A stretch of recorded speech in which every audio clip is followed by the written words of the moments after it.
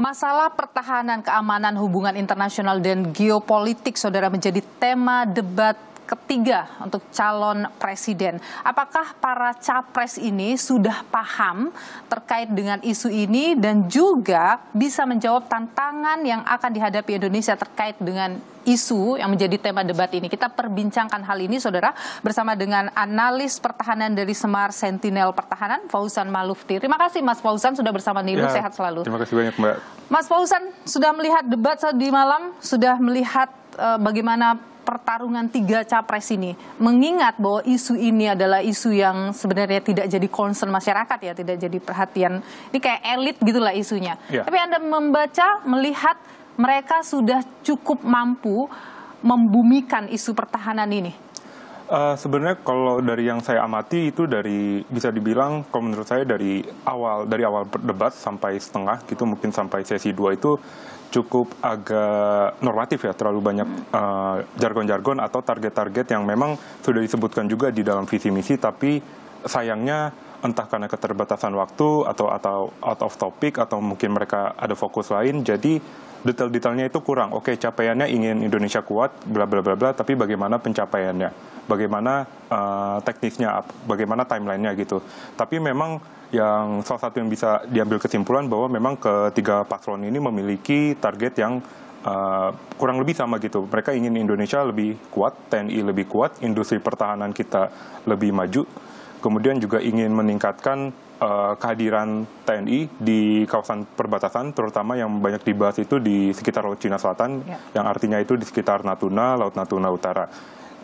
Kemudian juga yang menarik ada perhatian khusus juga yang diberikan kepada bagaimana meningkatkan kesejahteraan prajurit, bukan hanya prajuritnya tapi juga keluarga prajuritnya. Oke, dan itu menurut Anda adalah hal-hal yang dibutuhkan saat ini? Iya, dibutuhkan, walaupun misalnya kalau kita membicarakan kesejahteraan prajurit itu sayangnya yang tidak bahkan mungkin tidak, kalau tidak salah tidak sama sekali disebutkan atau dibahas semalam itu. Oke, kita membicarakan gaji dan lain-lain, tapi bagaimana kesejahteraan dalam bentuk lain, contohnya kepastian karir, jenjang karir, karena kan beberapa tahun terakhir kita sering mendengar bagaimana logjam, bagaimana banyak TNI bahkan yang perwira menengah gitu, ya, atau bahkan perwira tinggi itu jobless gitu, mereka punya pangkat tapi nggak punya jabatan, jadi ada surplus perwira gitu. Di situ sayangnya semalam tidak dibahas. Kemudian masalah kesejahteraan ini juga tidak hanya penting untuk prajurit yang sudah ada sekarang, yang memang sudah menjadi TNI gitu, tapi bagaimana juga kesejahteraan ini akan sangat berpengaruh bagaimana 5-10 tahun ke depan itu TNI bisa mendapatkan SDM yang cukup baik secara kuantitas maupun kualitas. Kita lihat bagaimana di negara-negara lain, Jepang, Amerika, Inggris, Australia, Selandia Baru, dan negara-negara lain, itu sudah kesulitan militernya untuk mencari generasi muda yang mau bergabung dengan militer. Jadi kuota rekrutmennya itu tidak pernah terpenuhi, ya salah satunya karena bagi mereka generasi muda di negara itu, salah satu poin kenapa mereka nggak mau bergabung dengan militer ya masalah gaji, kesejahteraan. Apalagi kalau tadi malam kan paslon banyak membicarakan tentang cyber gitu. Kita bisa lihat gitu, bagaimana generasi muda gitu bisa melihat bagaimana orang yang punya latar belakang IT gitu, latar belakang cyber, sejago-jagonya mereka di bidang IT cyber, kalau gabung ke TNI kan gajinya gaji prajurit gitu. Apalagi alutsista itu lebih banyak yang mengawakinya itu Tamtama dan Bintara, bukan perwiranya. Dan gaji Tamtama Bintara kan jauh di bawah apa yang bisa ditawarkan oleh perusahaan swasta. Bahkan mungkin gaji Tamtama Bintara itu di bawah UMR. Sementara kalau fresh graduate gitu yang punya IT-nya kuat, bidang cybernya kuat, kalau kerja di multinational company aja itu udah pasti gajinya di atas UMR, bahkan bisa sampai 2 digit. Tadi malam itu kan juga perdebatan soal alutsistanya diperkuat atau man behind the gun-nya atau manusianya, SDM-nya. Menurut Anda yang mana sih yang paling penting? Dua-duanya harus berjalan berbarengan karena. Dan kalau kita bicara kondisi Indonesia saat ini? Ya, masih dua-duanya karena. Dua-duanya lemah atau dua-duanya? Dua-duanya masih kurang. Bukti nyatanya kan kita minimum essential force saja tidak akan tercapai kan di 2024 kan itu udah nggak bisa dibantah lagi, minimumnya aja belum tercapai, ya berarti belum kuat pertahanan kita. Jadi ya memang harus SDM-nya alutsistanya kuat, karena secanggih-canggihnya SDM, sejago-jagonya pilot di misalnya pilot gitu, pilot pesawat tempur sejago-jagonya mereka dilatih, kalau pesawat beneran yang nggak ada ya akan terbatas juga pengetahuan dan skill mereka untuk diaplikasikan di skenario yang nyata. Apa yang membuat dua-duanya itu kurang menurut Anda? Salah satu yang juga dibahas banyak semalam itu pertama anggaran pertahanan ya. Anggaran pertahanan memang selama ini 0,6-0,8% dari GDP Indonesia. Padahal idealnya itu, dan ini juga sebenarnya sudah dimasukkan di RPJMN gitu. Harusnya 1,5% dari PDB, dan itu juga disebut oleh Pak Anies dan juga Pak Ganjar. Bahkan Pak Ganjar itu targetnya 2%, dan memang kalau kita ingin mengikuti negara-negara NATO, targetnya memang 2%. Negara-negara NATO itu anggaran pertahanannya udah ditargetnya 2% per PDB minimal. Kemudian juga birokrasi pengadaan alutsista. Ini yang juga menarik, dan ini disebut juga kan oleh Pak Ganjar bagaimana dia ingin pengadaan alutsista itu lebih bottom up. Artinya alutsista yang dibeli itu memang sesuai dengan kebutuhan matra, kebutuhan angkatan laut, kebutuhan angkatan darat, dan kebutuhan angkatan udara. Yang menariknya juga sebenarnya ini tahun lalu ketika ada isu revisi Undang-Undang TNI, itu TNI juga Kapuspen yang waktu itu pernah bilang juga bahwa salah satu poin yang ingin dirubah dalam Undang-Undang TNI bagaimana TNI ingin birokrasi pengadaan alutsista itu lebih simpel, lebih slim. Bagaimana mereka bisa, kalau nggak salah itu idenya TNI ingin mengajukan langsung ke Kemenq, jadi nggak lewat Kemhan lagi. Iya. Salah satunya waktu itu dijelaskan alasannya karena selama ini proses pengadaan alutsista, termasuk pemilihan alutsista mana yang ingin dibeli, itu terlalu banyak pengaruh politiknya. Oke, itu bisa tidak dilakukan kalau tadi Anda menyebut bahwa Ganjar tadi malam juga dalam debat itu banyak membicarakan hal itu, target-target itu, hal yang realistis untuk direalisasikan? Iya, menurut saya itu cukup realistis ya, tapi ya sayangnya yang tidak kita dapatkan itu detailnya kayak misalnya Anies dan Ganjar ingin anggaran pertahanan 1,5%, 2%, tapi yang sayangnya kita tidak dapat itu timelinenya seperti apa. Apakah mereka nanti menjabat, misalnya kalau mereka menang 2024, terus tahun anggaran 2025 langsung 1%, langsung 1,5%, langsung 2%, atau bertahap misalnya setiap tahun naiknya 0,2, sehingga nanti kalau udah tahun kelimanya bisa 1,5 ke atas gitu. Jadi itu timelinenya sayangnya kita tidak dapat seperti itu. Tapi bagaimana mengedukasi publik tentang pentingnya besaran anggaran untuk pertahanan? Karena ketika sekarang saja itu publik juga udah, kalau kata kutip, mencak-mencak juga melihat anggaran pertahanan begitu besar gitu. Ya. Ini juga sebenarnya menjadi tantangan juga bagi Kemhan, bagi pemerintah gitu ya, bagi TNI juga bagaimana menjustifikasi kenaikan anggaran pertahanan. Karena ini kan selalu menjadi debat yang panas kan, kenapa anggaran naik padahal kita ada kebutuhan lain, ekonomi, kesejahteraan, dan lain-lain. Salah satu yang harus dilakukan adalah ya transparansi di bidang pertahanan harus diperbaiki. Ini juga yang menjadi poin debat juga kan semalam. Jadi tidak bisa lagi misalnya kita pemerintah gitu ya kurang mempublish dokumen-dokumen strategis, misalnya yang disebut semalam buku putih pertahanan atau strategic defense review atau dokumen-dokumen lain yang tapi ada alasan bahwa itu adalah kerahasiaan negara. Nah iya, memang di bidang pertahanan itu nggak boleh dibuka 100%, tapi kita bisa melihat bagaimana misalnya Amerika Serikat atau Australia gitu. Kita lihat Amerika Serikat itu bahkan punya website khusus Departemen Pertahanannya yang mengumumkan kalau ada kontrak-kontrak major besar gitu, termasuk pesawat tempur, tank, helikopter, dan lain-lain yang sudah efektif. Jadi diumumkan gitu. Jadi tidak menunggu ada kontroversi, tidak menunggu viral dulu, tidak menunggu misalnya ada wartawan yang nanya baru ketika doorstop itu, oh iya kita sudah beli ini. Jadi itu tidak terjadi di sini? Terjadi yaitu lebih banyak hanya bersifat sporadis gitu, atau ketika lagi viral atau ketika lagi doorstop. Tapi tidak ada misalnya kalau misalnya kita buka gitu website Departemen Pertahanan Australia, itu ada menu khusus terkait proyek-proyek pengadaan pertahanan. Dan kita tidak ada itu?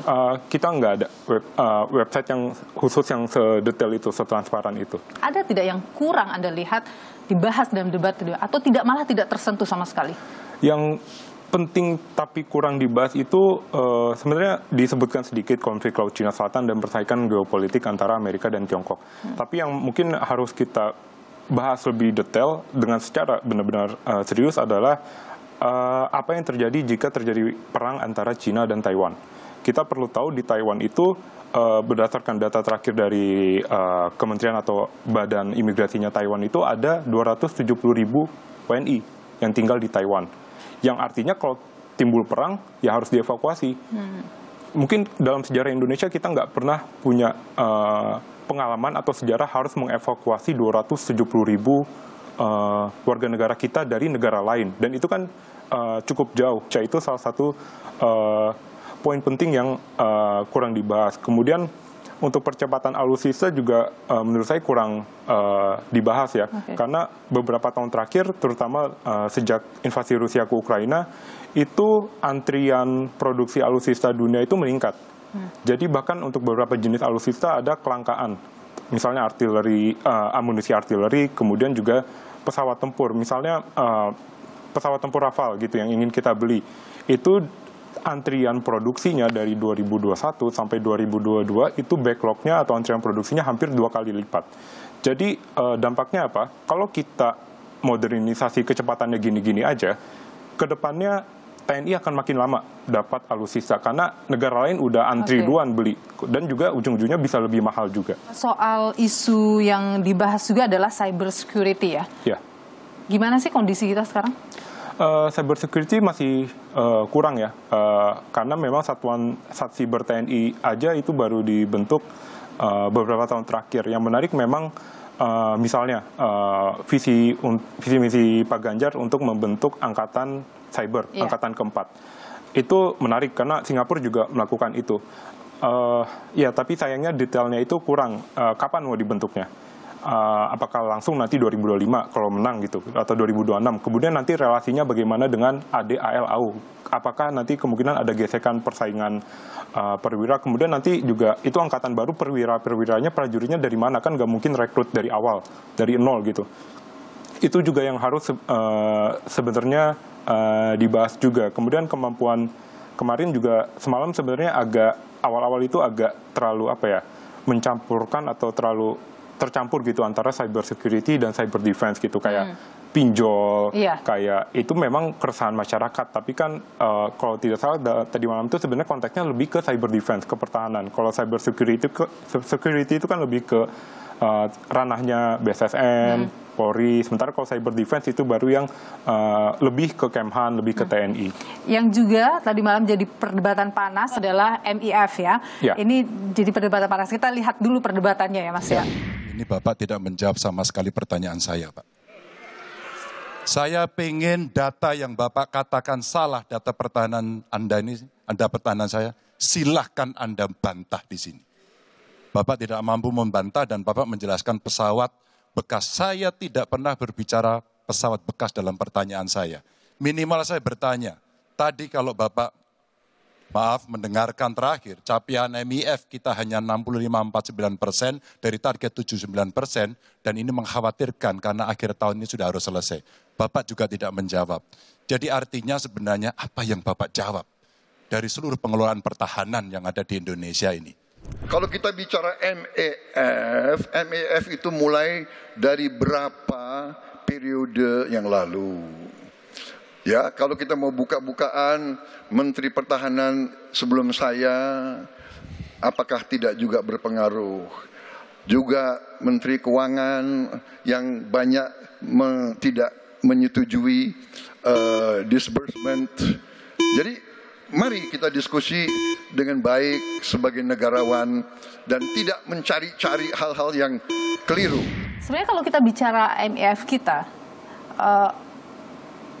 bagaimana sih Mas dengan apa yang kondisinya sekarang kan di bawah standar itu disebutkan ya menurut Ganjar, dan datanya juga memang di bawah standar ya? Iya. Oke. Bagaimana sih sebenarnya hal ini berpengaruh Mas? Ya, MEF itu memang kan sudah dimulainya 2009 ya.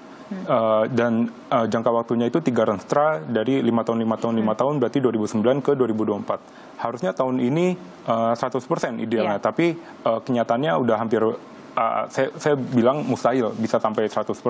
Karena contohnya kapal selam targetnya 10 atau sampai 12 supaya MIF terpenuhi. Sementara kita sekarang hanya punya 4 gitu. Apakah kita bisa mengejar? Ya tidak mungkin, karena kapal selam modern itu waktu produksinya aja 6 sampai 7 tahun. Jadi memang minimum essential force atau nanti mungkin ada program lanjutannya optimum force atau full force gitu dan lain-lain, terserah istilahnya seperti apa, itu memang tidak bisa dikerjakan 1 atau bahkan 2 periode pemerintahan saja, itu tidak cukup. Jadi 10 tahun itu tidak cukup untuk membangun kekuatan pertahanan. Jadi memang tidak bisa disalahkan atau dibebankan ke 1 periode pemerintahan, tapi harus bahkan 2, 3, sampai 4 periode pemerintahan itu harus estafet gitu untuk membangun kekuatan. Terakhir saya mau tanya, kalau Anda harus memberikan, tadi malam ada perdebatan soal memberikan nilai, Anda memberikan nilai debat tadi malam berapa? Kalau debatnya sendiri, saya debat secara keseluruhan ya, saya beri nilai 7. Karena 7? Memang banyak yang pendapat juga sebenarnya banyak yang bisa diperbaiki gitu dari format debatnya. Misalnya kita moderator terlalu lama membuang waktu untuk menenangkan para supporter, dan itu padahal kan sudah terjadi debat 1 kedua. Jadi apa solusinya? Apakah supporternya dikurangin atau lebih tegas seperti apa? Jadi waktu debatnya juga jawaban pertanyaannya itu masih sangat kurang, sehingga banyak jawaban-jawaban yang sebenarnya bagus atau respon-respon yang sebenarnya juga bagus, tapi nggak ada kesempatan untuk paslon untuk lebih, dalam tanda kutip, lebih saling menggali atau lebih saling serang gitu. Tapi kalau kita bicara soal saling menggali, saling menyerang, saling membuka di debat, skornya berapa? Mungkin bisa dibilang beda-beda ya tiap paslon. Tapi secara keseluruhan? Secara keseluruhan ya sama sih 7 juga. 7 juga ya. Oke, Mas Fauzan Malufti, analis pertahanan dari Smart Sentinel Pertahanan. Terima kasih sudah berbagi pandangan di Nilu. Sehat selalu Mas Fauzan.